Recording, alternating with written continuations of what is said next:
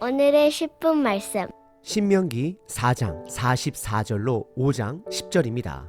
신명기서 전체는 모세의 마지막 유언이다라고 말할 수 있습니다.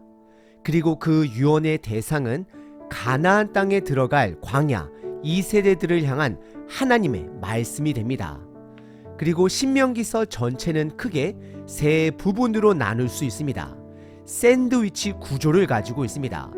첫 번째와 마지막 부분은 모세의 선포 또는 설교다라고 말할 수 있고, 가운데 중앙 부분은 율법들의 모음입니다. 우리는 여전히 모세의 첫 번째 설교 부분을 살펴보고 있습니다. 바로 전 본문에서 요단강을 중심으로 동편의 땅 도피성 성읍 세 군데를 지정함으로 공식적으로 요단 동편의 땅이 이스라엘의 땅이 되었음을 선언함과 동시에 앞으로 요단 서편의 땅 가나안 땅을 정복해야 할 기대감과 사명이 있음을 말하고 있습니다.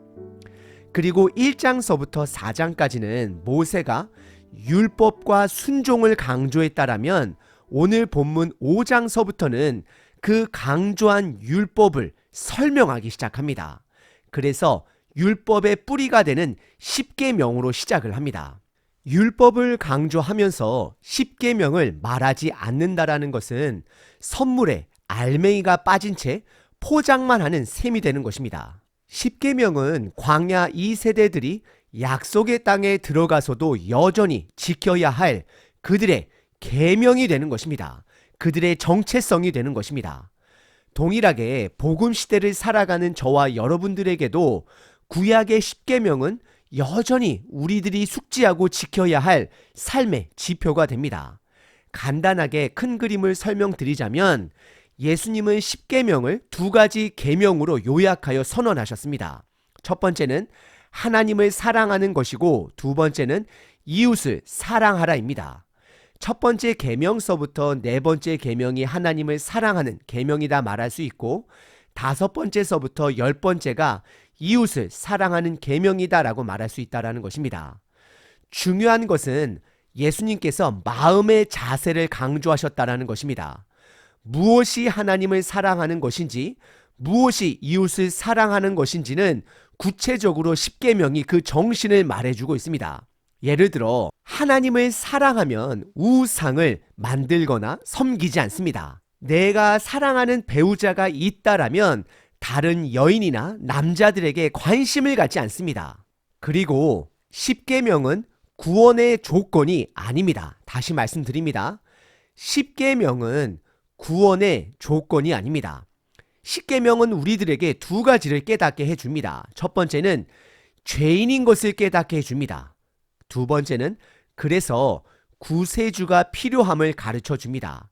하지만 여전히 십계명은 우리들이 삶 속에서 지켜야 할 삶의 길이 됩니다. 특별히 오늘 본문은 십계명의 배경과 첫 번째와 두 번째 계명을 다루게 됩니다. 그리고 오늘 본문에서 가장 핵심은 구체적인 10가지 계명을 나열하기 전에 5장 6절에 보시면 하나님과 이스라엘 백성들의 관계를 먼저 강조하십니다. 5장 6절에 나는 너를 애굽 땅 종되었던 집에서 인도하여 낸 너의 하나님 여호와다라고 시작을 하고 있습니다. 구원을 말하는 것입니다. 하나님의 사랑으로 시작했다라는 것을 먼저 말하고 있습니다. 이것은 우리들에게 십계명을 지키고자 하는 동기를 제공합니다. 하나님이 먼저 우리들을 사랑하셨으므로 우리들로 하여금 그분의 계명을 지킴으로 하나님을 사랑하게 하는 것입니다. 이번 기회에 십계명을 외워 하나님을 구체적으로 사랑하는 4가지 방법, 이웃을 사랑하는 6가지 방법을 깨닫는 저와 여러분 되시길 바랍니다. 그리고 기회가 되신다라면 각자의 위치에서 자녀들에게 또는 주변 사람들에게 십계명의 의미를 가르쳐 주시길 바랍니다. 오늘 본문은 크게 두 부분으로 나눌 수 있습니다. 첫 번째는 중재자 모세가 선포한 율법입니다. 두 번째는 십계명입니다. 첫 번째 부분은 4장 44절부터 48절까지 중재자 모세가 선포한 율법을 강조하고 있습니다. 모세가 이스라엘 자손에게 선포한 율법은 이러하니라. 45절. 이스라엘 자손이 애굽에서 나온 후에 모세가 증언과 규례와 법도를 선포하였으니 46절. 요당 동쪽 벳볼 맞은편 골짜기에서 그리하였더라. 이 땅은 헤스본에 사는 아모리 족속의 왕 시온에게 속하였더니 모세와 이스라엘 자손이 애굽에서 나온 후에 그를 쳐서 멸하고 47절. 그 땅을 기업으로 얻었고 또 바산왕 옥의 땅을 얻었으니 이 두 사람은 아모리 족속의 왕으로서 요단 이쪽 해돋는 쪽에 살았으며 48절.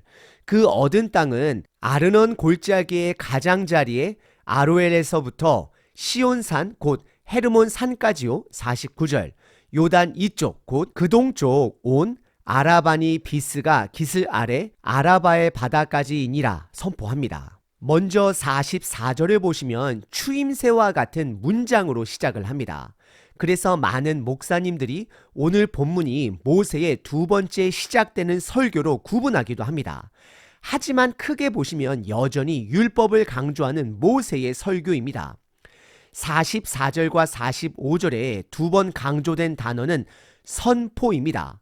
모세는 광야 2세대들에게 진리를, 정체성을 선포하고 있는 것입니다. 성경이 선포한다라고 말할 때는 듣는 사람들의 의견보다는 절대적 기준을 말할 때 사용되는 단어입니다. 그것은 바로 모세가 선포한 율법입니다. 우선 큰 그림은 이스라엘이 애굽에서 나온 후에 그들에게 전달한 규례와 법도다라고 말하고 있습니다. 그리고 46절서부터 49절까지는 보다 구체적으로 선포한 장소와 시기를 기록합니다. 장소는 바로 46절에 보시면 요단강 동편에 있는 벳볼 맞은편 골짜기입니다. 가나안 길목이 되는 것입니다. 그리고 시기적으로 보시게 되면 이스라엘이 동편의 두 왕과의 전쟁에서 승리한 이유가 됨을 말하고 있습니다. 그 땅을 차지한 이후가 되는 것입니다. 오늘 본문 47절에 보시면 두 왕을 아모리 족속의 두 왕이다라고 표현을 합니다. 첫 번째 왕은 아모리 왕 시온 왕이 되는 것이고 두 번째 왕은 북쪽에 있는 바산 지역의 옥이라 불리는 왕이 되는 것입니다. 그리고 다시 한번 48절에 그들이 요단 동편에 차지한 땅의 경계를 기록합니다. 최남단 쪽에는 아르논 골짜기요, 가장 북쪽으로는 헤르몬 산까지이며 동쪽으로는 사해 바다의 다른 이름인 아라바의 바다까지이다라고 말하고 있습니다. 오늘 본문의 첫 번째 부분은 십계명을 강조하기 전에 모세가 선포한 율법을 강조하고 있습니다. 이것은 광야 1세대뿐만 아니라 약속의 땅에 들어갈 2세대들이 반드시 지켜야 할 율법이 됨을 강조하고 있습니다. 두 번째 부분은 본격적으로 십계명입니다. 5장 1절서부터 10절입니다. 십계명의 배경에 이어 첫 번째와 두 번째 계명을 다루고 있습니다. 모세가 온 이스라엘을 불러 그들에게 이르되 이스라엘아 오늘 내가 너희의 귀에 말하는 규례와 법도를 듣고 그것을 배우며 지켜 행하라. 2절 우리 하나님 여호와께서 호렙산에서 우리와 언약을 세우셨나니 3절 이 언약은 여호와께서 우리 조상들과 세우신 것이 아니요 오늘 여기 살아있는 우리 곧 우리와 세우신 것이라. 4절 여호와께서 산 위 불 가운데서 너희와 대면하여 말씀하시매. 5절 그때에 너희가 불을 두려워하여 산에 오르지 못하므로 내가 여호와 너희 중간에 서서 여호와의 말씀을 너희에게 전하였노라. 여호와께서 이르시되 6절 나는 너를 애굽 땅 종되었던 집에서 인도하여 낸 내 하나님 여호와라. 7절 나 외에는 다른 신들을 내게 두지 말지니라. 8절 너는 자기를 위하여 새긴 우상을 만들지 말고 위로 하늘에 있는 것이나 아래로 땅에 있는 것이나 땅 및 물속에 있는 것에 어떤 형상도 만들지 말며 9절 그것들에게 절하지 말며 그것들을 섬기지 말라. 나 내 하나님 여호와는 질투하는 하나님인즉 나를 미워하는 자의 죄를 갚되 아버지로부터 아들에게로 3, 4대까지 이르게 하거니와 10절 나를 사랑하고 내 계명을 지키는 자에게는 1000대까지 은혜를 베푸느니라 라 기록합니다. 먼저 5장 1절에 율법에 앞서 이스라엘 백성들이 반드시 가져야 할 태도를 강조합니다. 그것은 바로 듣는 것입니다. 쉐마라고 알려진 신명기 6장 4절도 이스라엘아 들어라 라고 시작을 합니다. 다시 한번 강조하면 이스라엘 백성들에게 있어서 들어라는 순종까지 포함된 뜻입니다.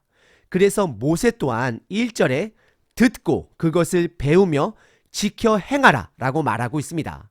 율법은 단순히 문자가 아닙니다. 율법 문자 뒤에 있는 하나님의 마음을 볼 수 있어야 합니다. 그러기 위해서는 3가지 자세가 필요함을 모세가 말합니다. 듣는 자세, 배우려는 자세, 지키려는 자세가 반드시 필요한 것입니다. 듣는 자세, 배우려고 하는 자세는 하나님이 우리의 구세주가 됨을 인정하는 자세가 되는 것이고, 지키려고 하는 자세는 하나님과 동행하려고 하는 하나님을 사랑하는 자세다라고 말할 수 있습니다. 이 10가지 계명을 통해 우리는 하나님이 누구인지를 알 수 있습니다. 그 10계명을 듣고 배우고 지키려고 할 때 보다 하나님에 대해 명확하게 깨닫게 될 것입니다. 그리고 이어서 2절서부터 5절까지는 광야 1세대가 이미 다 죽고 없어진 광야 1세대가 10계명을 받을 당시의 상황을 설명하며 그 10계명은 약속의 땅에 들어가서도 여전히 광야 2세대들이 반드시 지켜야 할 계명이 됨을 강조합니다. 우선 2절에 10계명을 받은 시내산의 또 다른 이름인 호렙산을 말하며 그곳에서 10계명을 받았다라고 강조합니다. 그리고 3절의 모세는 그 언약은 10계명은 그들의 조상들과 맺은 것이 아니라 지금 여기 살아있는 너희들 우리들에게 준 말씀이다라고 말하고 있습니다. 약속의 땅에 들어갈 너희들에게 준 말씀인 것을 강조하고 있는 것입니다. 이것은 2가지를 강조한다라고 말할 수 있습니다. 첫 번째는 율법은 하나님의 말씀은 과거 조상들에게만 주어진 것이 아님을 강조하는 것이고, 2번째는 하나님의 말씀은 율법은 현재성을 갖고 있음을 강조하는 것입니다. 율법은 과거도 아니요 현재 우리가 지키기 위해 존재함을 강조합니다. 그래서 여전히 10계명의 정신은 지금 현재 복음의 삶을 살아가는 저와 여러분들에게도 중요한 것입니다. 그리고 이어지는 4절과 5절은 하나님과 이스라엘 백성 사이에서 중재자 역할을 한 모세를 강조합니다. 이것은 예수님의 중요성을 드러내기 위한 부분이기도 합니다. 시내 산에서 이스라엘 백성들은 하나님의 임재 앞에 두려워했습니다. 그리고 출애굽기 19장에 보시면 하나님께서 모세를 통하여 이스라엘 백성들에게 거룩을 강조하시며 시내산에 경계선을 만들어 모세를 제외하고는 그것을 넘어오지 못하게 하십니다. 결국 모세는 이스라엘과 하나님 사이에 중재자가 됨을 강조합니다. 그래서 5절에 내가 여호와 너희 중간에 서서 여호와의 말씀을 전하였다라고 말하고 있습니다. 모세가 전한 말은 그의 말이 아니라 중재자로서의 하나님의 말씀이 됨을 강조합니다. 그리고 6절서부터 10절까지는 10계명의 핵심이 되는 첫 번째 계명과 두 번째 계명을 시작합니다. 첫 번째 계명은 나 외에는 다른 신을 너에게 두지 말라이고, 두 번째는 어떤 형상과 우상을 만들지 말 것을 말씀하십니다. 사실 출애굽기 20장의 10계명과 오늘 본문의 10계명을 확인해 보시면 첫 번째, 두 번째, 세 번째 순서가 나와 있지 않습니다. 그러다 보니 유대인들이 구별하는 10계명과 역사 속에서 천주교가 구분하는 10계명의 순서가 조금은 다르기도 합니다. 예를 들어 유대인들에게 있어서 6절은 설명이 아니라 첫 번째 계명이 됩니다. 6절에 보시면 나는 너를 애굽 땅 종되었던 집에서 인도하여 낸 하나님 여호와라 라고 시작을 합니다. 사실 이 부분은 어떤 계명도 들어있지는 않지만 과거 유대인들에게 있어서 6절은 그들의 정체성을 드러내기 때문에 십계명의 첫 번째 계명이 되는 것이고, 역사 속에 교회가 때로는 첫 번째 계명과 두 번째 계명을 합쳐서 하나의 계명으로 보기도 합니다. 여기서 중요한 것은 하나하나의 계명을 이해하고 그 계명 뒤에 계신 하나님의 마음을 깨닫는 것이 보다 더 중요한 것입니다. 그래서 6절은 우리들에게 율법의 십계명의 큰 그림을 보게 합니다. 계명을 나열하기 전에 하나님과 이스라엘 백성들의 관계가 먼저 있음을 강조합니다. 이스라엘 백성들은 세상의 종이었을 때에 하나님의 은혜로, 사랑으로 구원을 받은 백성이 되는 것입니다. 관계가 먼저입니다. 하나님의 사랑이 먼저입니다. 그리고 이어서 7절에 첫 번째 계명인 나 외에는 다른 신을 내게 두지 말 것을 명령하십니다. 이것은 새로운 언약이 아니면서도 동시에 광야 2세대들에게는 새로운 언약이 됩니다. 이 세대들은 약속의 땅에 들어가서도 여전히 그 십계명을 붙들며 유일하신 하나님을 인지해야 합니다. 만약 그들이 하나님을 그냥 광야의 하나님으로만 여긴다라면 그들은 가나안의 신, 풍요의 신들을 찾게 될 것입니다.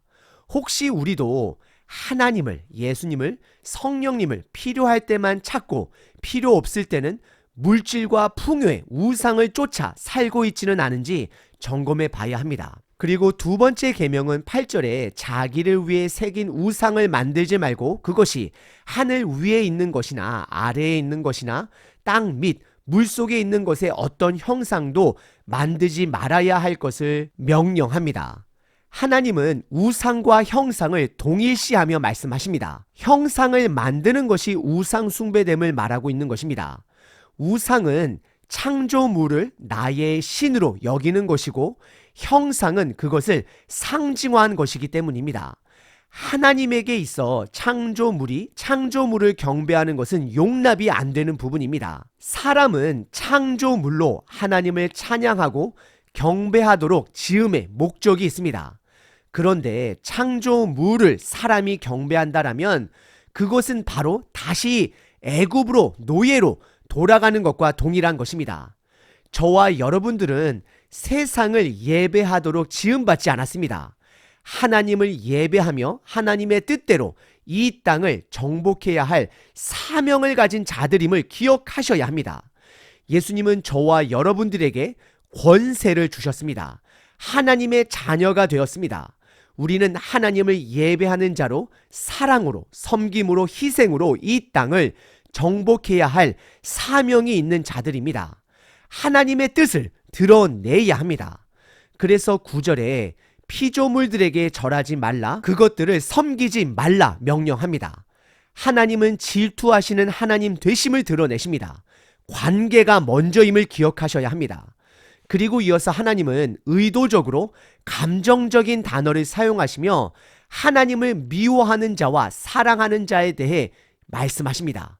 하나님을 미워하는 자에게는 3대까지 그들의 죄를 갚게 하실 것이고 하나님을 사랑하는 자들에게는 1000대까지 그 은혜를 베푸시겠다 말씀하십니다. 하나님이 강조하고 싶은 것은 지금 현재 내가 하나님을 예배해야 함을 강조하는 것입니다. 과거가 중요한 것이 아니라 지금 내가 하나님을 내 현재의 삶 속에서 예배하는 것이 중요한 것임을 강조하고 있는 것입니다. 오늘 본문의 두 번째 부분은 십계명입니다. 오늘 본문 모세는 그가 전한 율법, 특별히 십계명은 조상들에게 주어진 율법이 아니라 지금 현재 가나안 땅에 들어가 그 땅을 정복하고 정착해야 할 현재 너희들 이 세대들에게 주어진 것임을 강조합니다. 결국 십계명은 새로운 언약이 아니면서도 현재를 살아가는 우리들이 지켜야 할 새로운 언약이 됨을 가르치십니다. 혹시 여러분들 십계명을 그냥 구약의 계명으로만 생각하시나요? 아닙니다. 오히려 예수님은 5장 6절 하나님과 이스라엘 백성 사이의 관계에 집중하셔서 가장 큰 계명을 물어보는 자들에게 첫 번째는 하나님을 사랑하는 것이요, 두 번째는 이웃을 사랑하는 것으로 사랑으로 요약하셨습니다. 세상의 노예가 되었던 우리들을 예수님께서 구원하신 것입니다. 먼저 우리들을 사랑하신 것입니다. 그것이 우리들로 하여금 십계명을 지키도록 하게 하는 마음의 동기가 되는 것입니다. 오늘 하루는 하나님을 사랑할 수 있는 귀하게 얻어진 하루가 되는 것입니다. 그 방법은 하나님 외에 다른 우상을 내 삶에 두지 않는 것입니다. 다른 것들을 신뢰하지 않는 것입니다. 하나님을 예배한다라는 것입니다. 하나님을 예배하는 자의 삶에는 힘이 있습니다. 능력이 있습니다. 권능이 있습니다. 방향이 있습니다. 목적이 있습니다. 포기하지 않습니다. 오늘 하루 우리들의 일상이 예배가 되길 선언합니다. 하나님 이외에는 다른 것을 신뢰하지 않습니다. 하나님 한 분만을 예배합니다. 사람을 만날 때도 예배자로서 설거지나 밖에서 일을 하는 모든 일이 우리들의 예배가 될 수 있습니다. 내 삶의 모든 것으로 하나님을 예배하는 자 되시길 바랍니다. 그것이 바로 하나님을 사랑하는 자의 태도가 되는 것입니다. 365일 기도문입니다. 마태복음 6장 6절. 너는 기도할 때에 내 골방에 들어가 문을 닫고 은밀한 중에 계신 아버지께 기도하라. 은밀한 중에 보시는 내 아버지께서 갚으시리라. 오늘도 나의 기도를 들으시는 아버지 감사합니다. 새해가 시작되었음에도 너무 빨리 식상의 짐을 용서하소서. 불쌍히 여기소서. 언제나 작심삼일이 되어 좋은 것은 너무 빨리 포기하고 나쁜 것은 너무 오래 지속함을 불쌍히 여기소서. 올 한 해는 주님 안에 머무는 시간이 길어지기를 소망합니다. 내가 무엇을 하든 내가 하나님을 사랑함으로 그 모든 것이 예배가 되길 원합니다. 공부를 할 때도 그것이 예배가 되길 원하고 세상에 나가 돈을 버는 모든 일들이 예배가 되길 원합니다. 자녀들을 돌보는 모든 일들이 예배가 되길 원합니다. 하루 삶 속에 골방을 찾는 자가 되게 하소서. 핸드폰을 내려놓고 아버지께 집중하고 주님을 바라보게 하소서. 기도하는 시간에 나의 모든 산만함과 조급함을 버리게 하소서. 하나님, 오늘 나의 모든 삶이 하나님께 드려지는 예배가 되길 원합니다. 삶으로 예배하신 예수 그리스도의 이름으로 기도합니다. 아멘. 항상 기뻐하라. 쉬지 말고 기도하라. 범사에 감사하라.